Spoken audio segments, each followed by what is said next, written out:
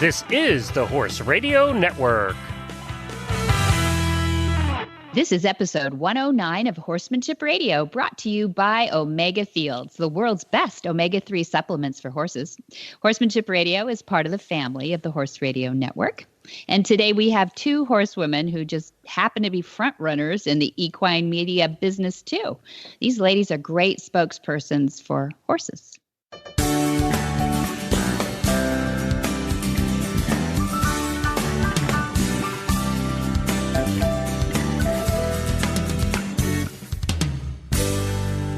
This is Debbie Laux, and you're listening to the Horsemanship Radio. Thanks for joining us. Horsemanship Radio airs on the 1st and the 15th of the month, and I have my producer, Glenn, with me today. Hi, Glenn.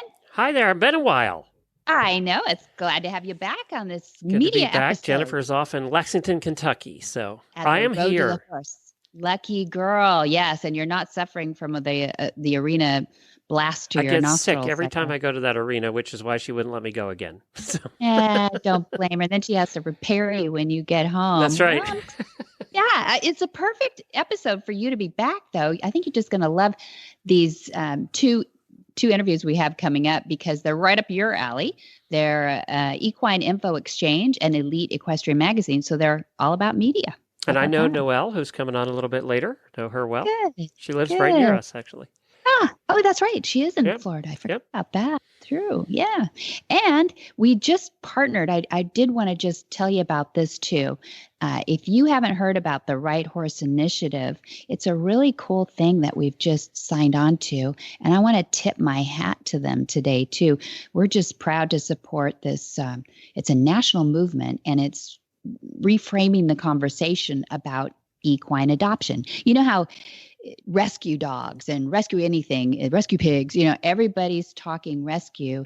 And it has this sort of, cause-oriented feel to it. But in reality, really, people are just repurposing animals that already exist as opposed to breeders, right? That sort of makes sense? Right. Yeah. And if you reframe that thought to transition horses as opposed to making them sound like, a sad commercial on TV or something. Right. Rescues, flies in the eyes, and the sad music playing. The ones I have to fast forward through because I just can't take it. I can't do it. I know. I'm with you too. The puppies and puppies and the people. And they're cowering in the corners and everything. Yeah. So the cool thought about the Right Horse Initiative is that they realize that a lot of horses are completely useful, and there's just somebody living across the country or something who could use that horse to teach with or whatever, and the owner is just not having it anymore. The 16-year-old went off to school or whatever, and they're kind of looking at this from the right point of view. They're collecting industry professionals and equine welfare advocates and putting them together in a really intelligent way to improve the lives of horses with this transition thing. Like, for example, they just gave this big grant to this organization that sort of figured out how to figure FEMA regions almost of trailers and moving horses around, so that if somebody is teaching in Florida and they need a new lesson horse and there's a cluster of lesson horses in Colorado, how do they figure out how to get that horse down there? Well, this company has sort of figured, or this organization has, it's a .org, nonprofit, has figured out how to make that whole world shift correctly. And I don't know, we're just really proud to be a part of them. Dad, Monty Roberts, has joined the initiative, and I hope people will add their voice to it, because I think there's a lot of really cool stories about adoptions of horses. And they even have a site set up for it, Horse Adoption Story at, let's see, I have a website. It's therighthorse.org/share-your-story. And if you go on the righthorse.org, you'll see it. And people are putting up their photos there and starting to talk about that. And, in the dog industry, the dog and cat rescue and all that, there was a statistic I read just recently that said that they went from 3 million euthanized animals a year down to less than 1 million in just a few years. That's a huge drop, and it's not just education. It's also this whole idea that it's kind of nice to grab a rescue as opposed to, and with horses, it's even more important because it's it's harder to really noodle how to get a horse from the United States and transition them around to where they, can sing, where they can have a real good rest of their life. Sound like a good idea? Sounds like a great idea. Anything we can do to find more horses, more homes.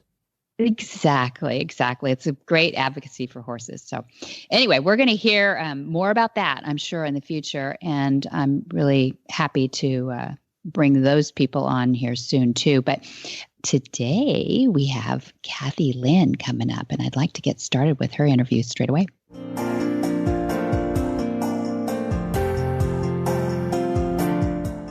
Your horse is your partner in sport, in leisure, and just in life. To keep him at his peak performance and optimal health, a solid nutritional foundation is key. Ideally, horses are able to graze fresh, growing grasses, which most closely mimic their natural diet. But that may not always be possible, and we may need to supply some of those missing ingredients in today's diets and provide more functional foods. One component of a horse's diet that is often underfed are omega-3 fatty acids.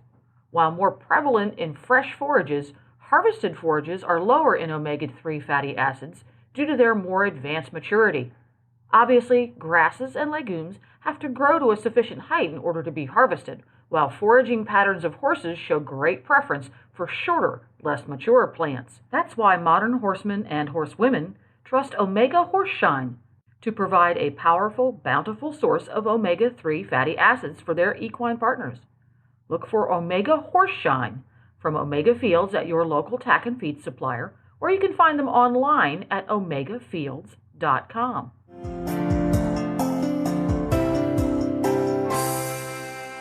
Well, welcome, Kathy Lynn. It's good to see horse persons thriving in their own businesses. I'm so happy to have you on. Thank you. I'm thrilled to be on. Really appreciate it. Well, it's lovely that you're such a horsewoman, too, and at such a high level. And, I'm so happy you can pay for your horse habit, too, through this business. But, but we're all striving for that, right? So I was hoping that you would open us up with a little bit about describing who has found your site to be their go-to horse info place. Sure, Debbie. Thank you for asking. Anybody can find our site if they're remotely interested in any type of riding discipline, if they're interested in health, education, welfare. And one of the sections that I'm really so proud of is our rehoming section. Equine Info Exchange has the largest directory of rehoming organizations in the world. And so anybody can find a place to donate their hard-earned money to help horses and other good causes. So I really take great pride in that, and I think it's a great repository and a great resource for folks if they want to give back to the equine community. Wonderful. I didn't know it was the largest like that too. I didn't even know that aspect of you. And so much of it is really a cool site. So we introduced you a little bit as you played polo and you own racehorses. So you're reaching to horses at a pretty high level. So what do you consider your greatest strength that you bring to this industry? I would say, Debbie, leveraging technology. I also come from a technology background. So we launched the site in January of 2015, and we've already grown to be the largest top influencer in the world in the equine space. And I've used that to leverage by leveraging technology. I've also spoken with lots of clients, both nationally and internationally, and have helped them succeed with their business in leveraging technology as well. Oftentimes, we're in businesses where, for example, you are caring for horses, or you're selling tack, or you're developing a new feed or a healthcare product. We don't have time to learn about technology. We're too busy doing our business. So this is where EIE also can step in and help and say, hey, look, we have 3 million people who see our site or see a piece of social media every single month. So how can we help you? And we've done that as well. You had mentioned Ada previously. Actually, we were invited by Ada to be on their media panel this weekend. Oh, So good. another exciting thing is to take a look at new products. It's going to be sort of a mini Shark Tank format, if you will, but hopefully not as vicious, where people will offer their products and show us, their either new line of clothing or a revolutionary product that will help the horse owner or the horse themselves. And so I'm so thrilled to be invited and included at ADA. I went last year for the first time, and it was terrific. And I certainly recommend anybody in the trade participating in that organization. So afterwards, what I'm going to do is tweet about the products or put them on Facebook and write a blurb. So it will help either new businesses who are emerging or established businesses who have a product or a good or service that they want to promote. So that's what's so exciting about going to ADA. It seems to be that every week there's like a new event or something new a person who loves horses can participate in. So that's very exciting as well. It is. I mean, I think about when I was a kid, the amount of products that were, my goodness, there's such science and there's such useful things now. I mean, even though horsemanship really it's grown in the relationship with horses and it's better for horses, it seems to be, it's an old sport, right? 6,000 years old, right. Really, and yet a lot of it never changed until the last. I don't know if that's technology or what, but a lot of changes are really good for the horse. I mean, just things like, the girths. Think about the girths, how different they are, and I would love, so on this Shark Tank thing, you got me curious about that. What's the win? What do they get to promote on your site, or what's the prize at the end if they pitch the right way?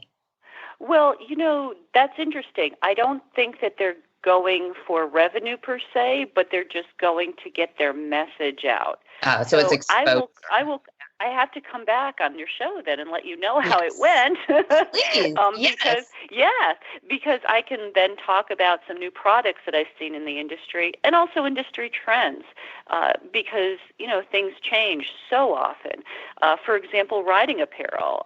Maybe when we were kids, riding apparel looked very different than it does now. It did. I remember not even having zip-up boots, English riding boots. They, and now they all zip up, it seems. So there's always new changes in styles, fashion, technology, leveraging technology for new horse products as well.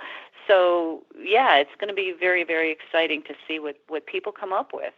I also love your articles, so this isn't just a bunch of information thrown on a website too. It really, you've done some really great things in articles. So, and that only a good horse person can really bring that. You got the Eclipse Award in 2017 for 2 articles, I think. You want to tell us about? Well, we were nominated for. Yep, we were nominated for 2 Eclipse Awards. No, that's okay. One was about Elizabeth Arden, who was a very famous cosmetic person, as you know, but also a very famous horsewoman. She had racehorses at Belmont Park, which sadly got burned in a fire, and my veterinarian knew the trainer who said she had this 8-hour cream that she sent gallons over to Belmont Park, and it actually helped the horses burn. So that was amazing. So that was one article that was submitted, and the other article was about Penny Chenery. Yeah. Penny was the owner of Secretariat, as you know, and Marion Altieri, one of our star journalists, wrote both articles, and she did a wonderful, wonderful job. And Penny was a mentor to her. So both articles were submitted and considered for Eclipse Awards. And actually, the Eclipse Awards are happening this evening in Florida. Oh. So it's going to be very exciting to watch those. Yeah. So things like that are wonderful. So I really feel like you've set up a site that is for the horse person. It's not just somebody. It's and across the board though, it's not somebody who's just Googling around. This is somebody who wants to come back to it every day. And I don't care if you're I'm just getting into horses, or if you're a professional looking for, areas of expertise on there, which is really fun. This sounds like a big commercial for your site. I guess it's, but it really should be about you. But you're so integral to it. What are your long-term plans for the site? Well, in fact, thank you, Debbie, because it's not me per se. I don't want to be the Angie of Angie's List. I want the site to stand on its own. I want the site to be a community. I want the site to be a place where everybody has a place at the table, both large companies and small companies, and they have a platform in which to share their ideas.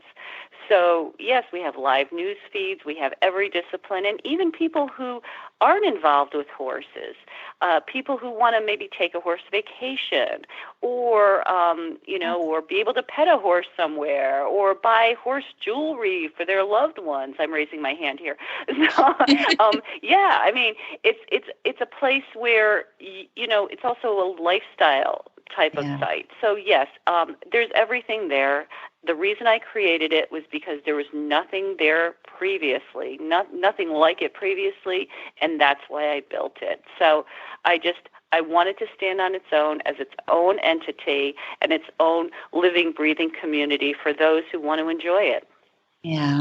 Well, one of the things we had a conversation, I know, I love what you're doing. We had a conversation about grassroots and getting the horse industry expanding for the next generation and getting into the youth. And tell us a little bit about your passion there, because I really admire you for that. Oh, thank you. Well, what I'm doing is I'm working with a national horse industry and trying to find creative ways, leveraging best practices in other industries. We had spoken about the U.S. Tennis Association, about the PGA, how they have an event called the First Tee, where they have young students or young children who wouldn't ordinarily be involved with golf to golf. So how can we do that with our youth?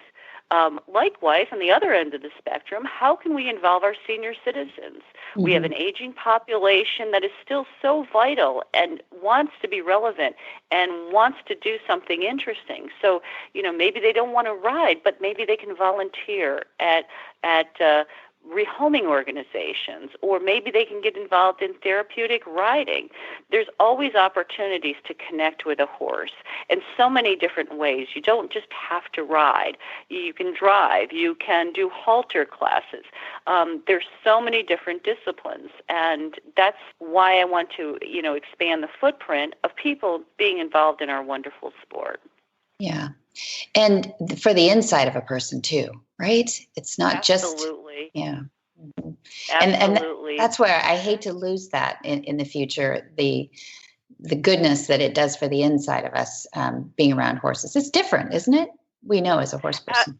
Absolutely. I saw on Facebook recently someone posted, "What is your favorite smell?"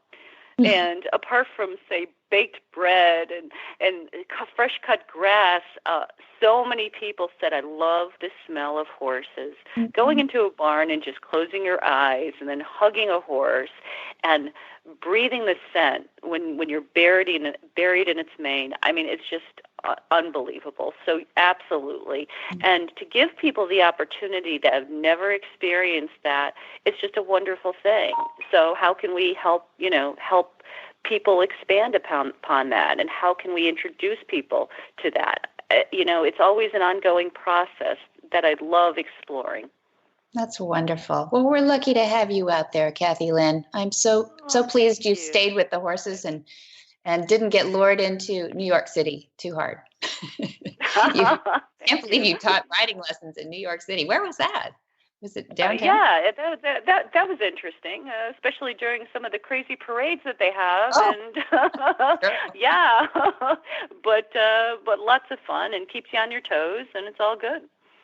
You're a great horsewoman. We appreciate having you on Horsemanship Radio, and we'll have to have you back for all kinds of reasons, but especially, I want to hear about you too. Yeah. Okay. Perfect. All right. You got it. Thank you, Debbie.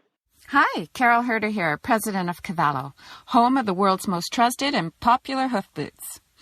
One of the most interesting parts of what I do is the many horsey stories I get to hear. Most of them are really uplifting. Some are stories of challenges, and a few are downright sad.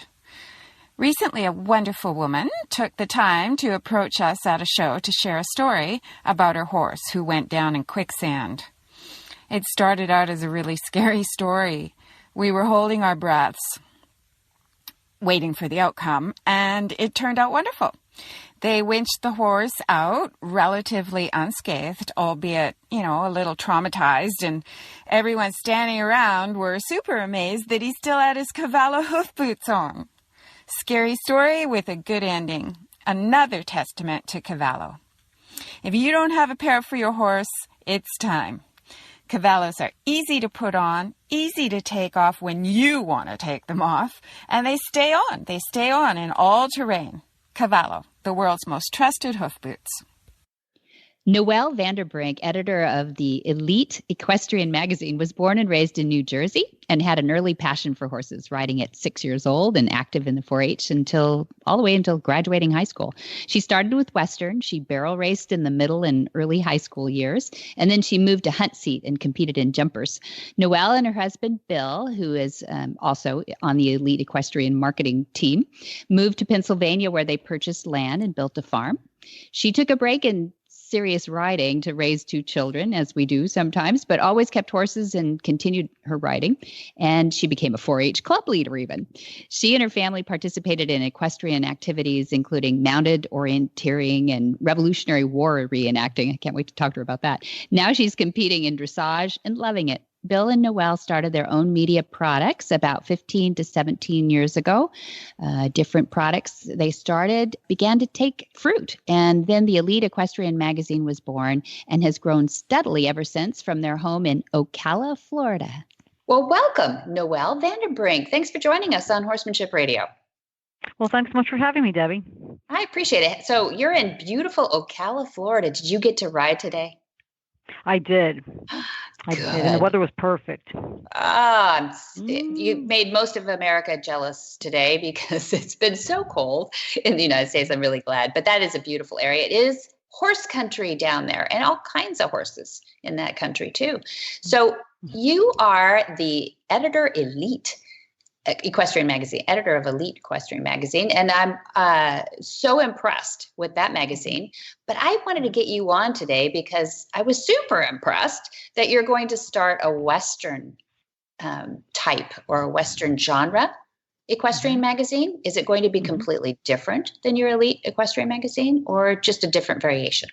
Just a different variation. The Elite Equestrian format is very successful. It's been cultivated over time based on, the readers, what readers tell me, what advertisers tell us, the compliments or suggestions I get from people. So with that, we don't want to, fix something that's not broken. So we're going to have a fashion section, attack and training section, event highlights, and book reviews and interviews and all the things that people love about Elite Equestrian, just geared towards Western. Okay, and that when you say Western now, that's a pretty broad category. Are you getting kind of into the old California vaquero thing, or are you basically looking at those bigger, chunkier saddles than you usually do on the English side? We try not to be discipline specific with Elite Equestrian, and we're going to try to do the same thing with Western. I know we're going to have reining. I know we're going to be doing an interview with the rodeo queens, and we're going to probably flirt with cowboy influence, but it's supposed to be geared towards people who like an equestrian lifestyle. So I'm envisioning, quarter horse people, Arab people who ride Western, and again, we don't like to be discipline specific or breed specific. And I always like to be open to what people approach me with. And I'm sure we'll be approached with things I haven't even thought of. Yeah, I'm sure. I mean, when you're in that, so you've done some really amazing things over the years. You've been in media. We introduced you as being in media for a long time, 15, 17 years, I think you said. And you've been able to innovate and do that. What's innovative about the Western magazine?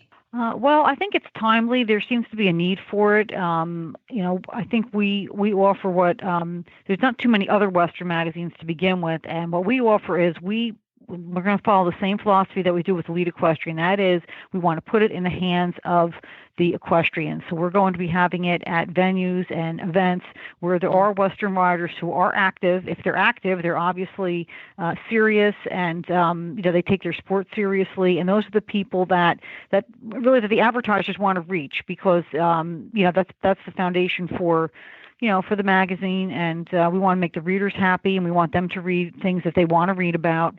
And, we try to be innovative with how we get the magazine to people. It's also going to be available in a digital version online, like Elite Equestrian is, with free hyperlinks. And I don't think anybody else does that. And I know, it's great. Yeah. Yeah. It's very time consuming. So that's why. And if they do it, then they charge for it. And, we don't. We include that. So, we try to make it as user-friendly as possible, because it's a win-win for everyone, for the readers, for the advertisers, and then it makes our product grow and everybody's happy. Yeah, grow, I think, is the word too, because I think that's how people find you. That's how I originally I found you, because you did a spread, I think, on Flag is Up Farms and Mom with her sculptures. But as soon as I went online, this is where I start networking. You get to see where all these different directions go with horses, which is really fun.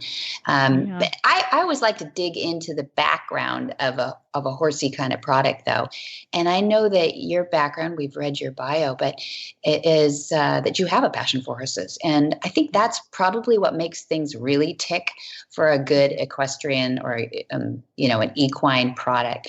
So tell us about your dressage horse, who also jumps a little bit too. Yep. Her name is Brilliant One. Her call name is Mexi.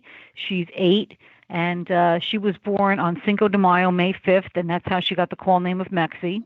And she's a Swedish warm blood with Holsteiner mixed in, and she's like a golden color. She's actually a buckskin, but those registries do not recognize buckskin as a color, so we call her a Golden Bay. And that's a good idea. She's gorgeous. And then in the winter, when she's clipped, she gets like this beautiful brown chestnut color with gray dapples on her. So it's really cool. Then in the summer, when she shed it out, she's all gold. And, she's just beautiful, and she's got a wonderful personality.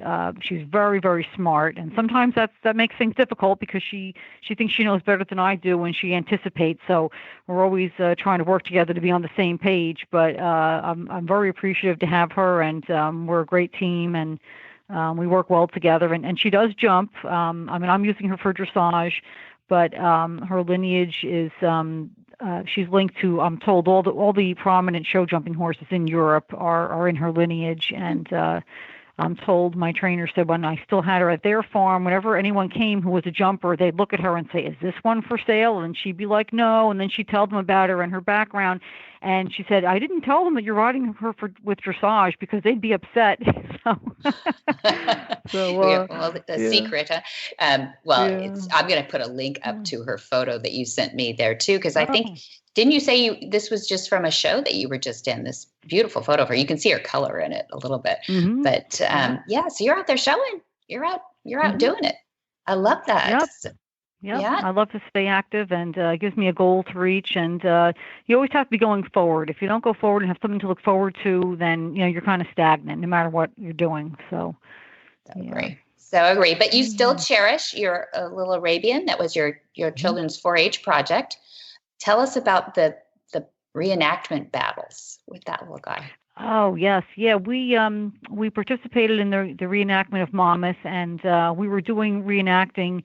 We were part of a group at that time, the 2nd New Jersey, and I got into it because it was something we were kind of interested in, and I used to do mounted orienteering, and that's where there's a clue hidden. There's 5 clues actually hidden out in a wooded area, and the ride manager gives you a map and circles the areas. And when you think you're in the area based on the map, then you look for the clues. And it could be something unnatural like a gate, or it could be something natural like a fallen tree.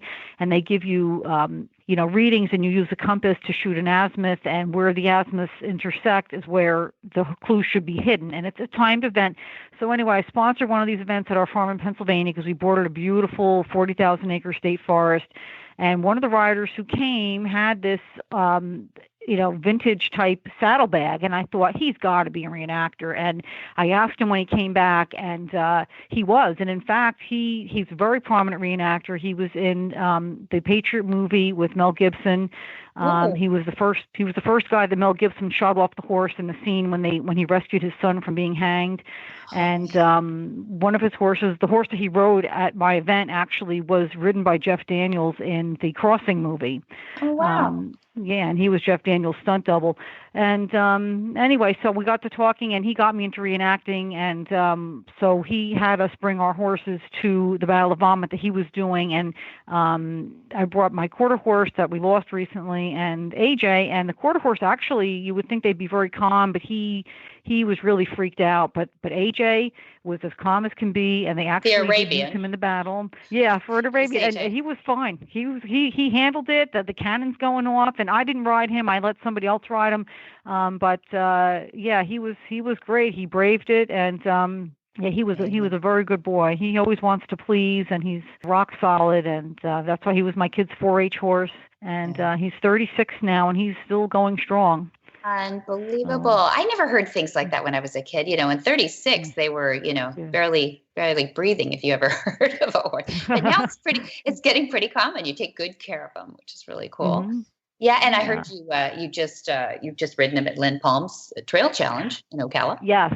Yep. Last year we took him to Lynn Palm's Trail Challenge, and he did really good. He trotted the whole course. Wherever he was supposed to trot, he trotted, and I could tell he enjoyed himself so much. And I wanted to bring him this year, but we were moving when she had that event, and we weren't able to get him to it. But we're more settled now, so I do plan on hopping on him again. Of course, I don't push him, but I take him for little walks, and he enjoys it. Keeps him young, probably, but. Yeah. Good. So see, you're a horse girl. We love that in the background, but it shows in your magazine too. But there must be somebody in your family who has the eye. Who is the eye? I mean, you and Bill are both talented, but it's so beautiful, your magazine, and informative too. I mean, I learn a lot in it too with the different articles. But who is it that's the talent for the graphics, I guess, or the photos? Well, I'm guilty of that. That's me. I dabble with photography also, and I do have a pretty good eye for picking good photos and figuring out which one should be, the prominent one in an article, and which ones can be, something kind of on the side or like an added thing, like in a circle or a bubble or something. And I always try to find something that I can bleed from one page to another so that you get those nice, big, sweeping photos. I think that's beautiful when you're flipping through a beautiful print glossy magazine and you flip open to a page and it's got this big photo on it. It makes you want to turn the page and see what else is there, And that's something that I think that digital just can't duplicate. So I think print is always going to be there. I think so too. And you and I talked about the magazine is so beautiful. It's what I call a tabletop magazine. We used to say tabletop books are that kind that you put out there because they're just so gorgeous and they're part of the ambience of the room. Well, that's what I look at for your magazine. It's just one of those. Thank you. Yeah, absolutely. And we strive for that. Mm-hmm. Good. Well, you got it. I think so. And I'm really hoping that the Western can do the same. I think you've got so many beautiful subjects to work with in that. Absolutely. There's so much potential. Yeah, I think it's going to be really fun. And I'd like to see it shook up a little bit in the magazine industry for the Western world too. Some of my heroes, Bill Reynolds with Cowboys and Indians when it first started, and then he went to Riata, which was so beautiful too. And it was his kind of way to get back to beauty, of a magazine and less about commercialism, more about the beauty of the Western lifestyle. And so I'm looking forward to that too. And we want to contribute some articles. I know I've got Dad Monty Roberts thinking about what does the vaquero lifestyle look like? And some of the things that he grew up with in the Central California, Salinas rodeo, they call it. They still call it the rodeo, right? And the beautiful, just the traditions of the West, Denver, and different looks. It's kind of there's sort of a retro thing going on. Do you think? It is, definitely. And, we also, one of our contributors is Dr. Lori, who has been on Auction Kings and most recently on The Curse of Oak Island. And she's given us, we've dealt with her for many, many years, and she's always given us contributions about various antiques and whatnot. And we try to have the horse-themed ones in Elite Equestrian, but obviously we have to deviate a little bit. But let's face it, just because people own horses doesn't mean that they don't want to learn how to take care of their china or their jewelry, and she'll give us articles like that. But she gave us something that I'm most likely going to rerun in the first issue of the Western magazine about Western decor and people repurposing things like, stirrups and saddles and, things like that. And she's had some really good topics on Western motif and things previously that I'm going to ask her to revamp them and, update them and send them to me. So yeah, beautiful. That should be good. Mm-hmm. I just got a communication from a friend of mine who is putting some money into helping relaunch H-Bar C, which growing up, H-Bar C was those beautiful, like Gene Autry type shirts, that you'd see in the Western movies, the really fancy ones, And I think it's so great because they kind of went dormant, and you lose your artisans. And I love that you could encourage artisans to, to hang in there or come back or recreate, some of those little things too. So, but you got to have horses in there. You got to tell us about horses and beautiful places where they live and how we're keeping horses in our lives. So look forward to seeing some of that too. Yep, absolutely. Good. Well, thank you for foraying into that and having the energy and passion to do it as well. We look forward to seeing that. Maybe by the time this is out, when do you launch? Do you know? In April, sometime by the end of April, it should be out. This will be very close to being out by the time this post. So we encourage people to go look for Elite Equestrian magazine and also your Western version of that. Mm-hmm. The Western will be westernequestrianmagazine.com. That's right. Okay, so eliteequestrianmagazine.com and then westernequestrianmagazine.com. And this is Noelle Vanderbrink, who's sharing with us today, and I so appreciate it. And hi to Bill for us, too. Okay, thank you so much, Debbie. Yeah, good to talk to you. Whisper the language of the herd. Listen, you don't have to say a word. It's time for Jamie Jennings to fetch an email from Monty Roberts' inbox and share a morsel of Monty's wisdom in a little segment we like to call Ask Monty. Leave this world a better place than mine. The magic in the language of the herd. Dear Monty, do you think it's beneficial to ride bareback? Monty's answer. The better riders we are, the better our chances our horses have to perform the tasks we request. Riding bareback is one good way to learn to be a better rider. I rode bareback extensively as a child, and I feel that it was helpful in training me to be constantly aware of the position of my horse's body and his movements as he negotiated turns, lead changes, and stops. I am a firm believer that if we are to be good riders, we should learn to ride both bareback and with a saddle. I further believe that we should at least know the basic principles for the correct riding in as many styles of saddle as possible. Western, English hunt seat, dressage, park seat, Australian stock saddle, and even Argentinian gaucho saddle.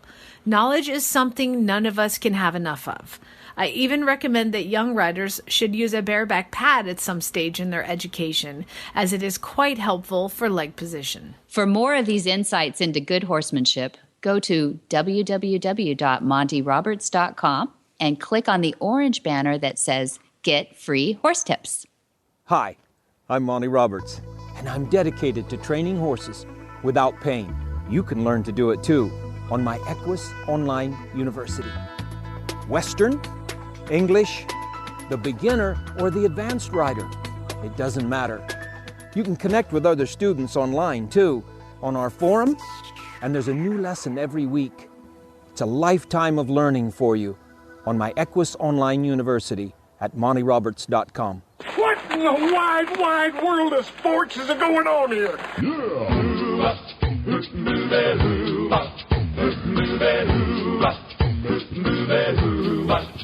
Where in the world is Monty Roberts?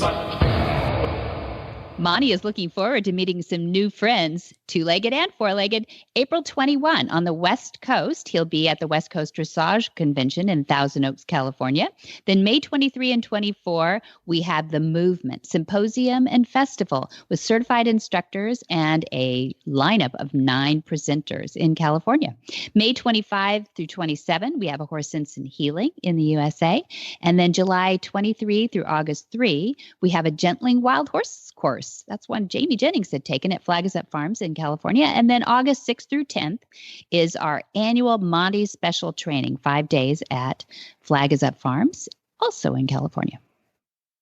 Well, I don't get an opportunity to be here much, Debbie, so I just wanted to say you have been doing this show since May the 5th of 2013.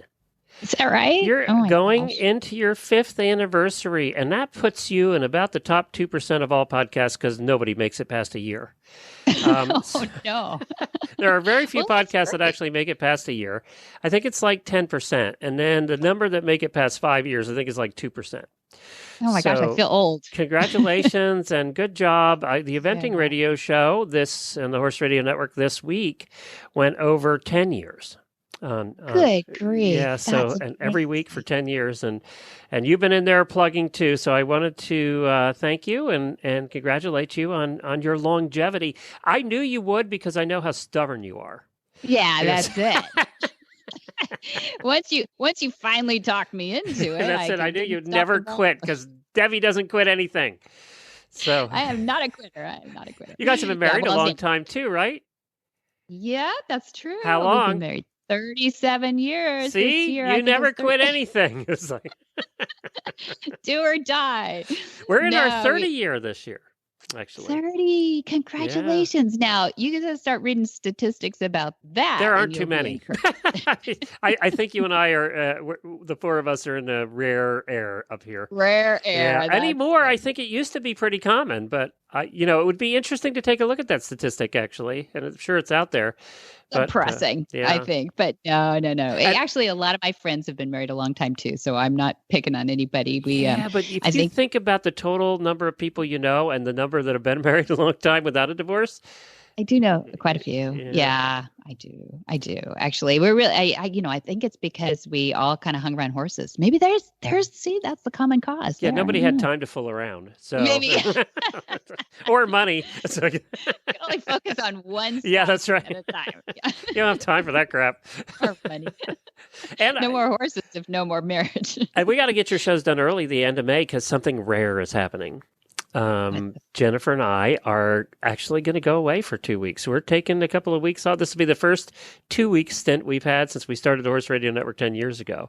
And we're going to go to Alaska, and we're going to do Alaska visits. We're actually visiting some friends and listeners up there in Anchorage, and then going to do the 7-day cruise back from Alaska.